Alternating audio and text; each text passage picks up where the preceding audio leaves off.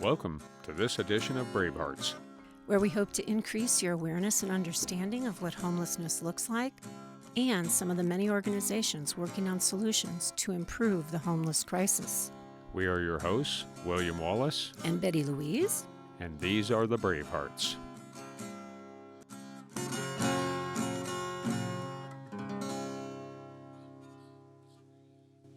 Clearly, Trena, you are this incredibly intelligent woman.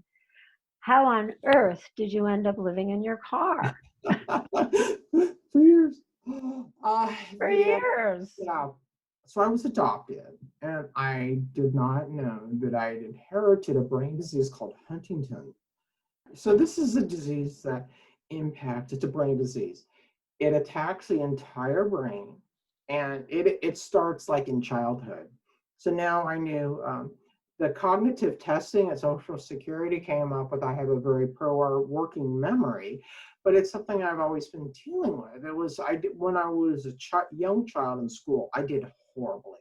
So what happened is actually the teachers all thought I was stupid. I remember there was a meeting with a school psychologist, and the reason I remember it is that he was a mess. His office was, and the thing I have to have like in my own space is like very well organized and stuff, but I think it's another thing it's an adaptation from the Huntington's, the lack of working memory. So I always have to keep things organized. But he had this puzzle on the coffee table, and there was a much more interesting puzzle on the shelf. So he talked with me, and I liked him. Actually, I thought he was my new teacher, but no, that wasn't to be. And so he says, okay, I want you to solve this puzzle. So I figured if I solved that puzzle, they'd give me the other one.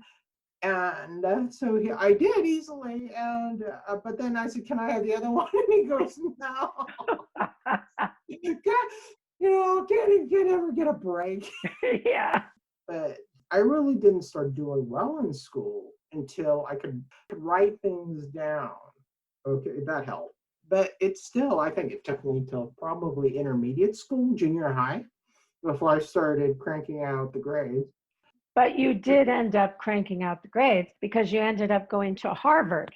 Right. I had asked my mother, it was like actually, I think my inverse version of teen rebellion. Most teens rebel outside society, but I was being written off, and I felt it. But even in my family, I asked my mother, I think it was about 12, she was the only person who didn't write me off. She was always like very accepting and supportive, which I think helped a lot. She says, well, that would be Harvard. And I said, that's where I'm going. And she says, well, women go to Radcliffe. I'm like, well, this is like the late 70s. And so it's like, we can be as chef as you are.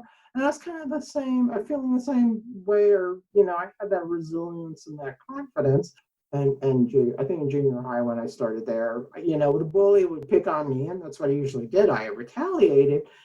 But this is when I was in my adult, early teens. And so when I was in school, I was the biggest kid. And that was the other thing I think that helped. I was always the biggest kid until probably like junior high, when some of the boys would catch up with me.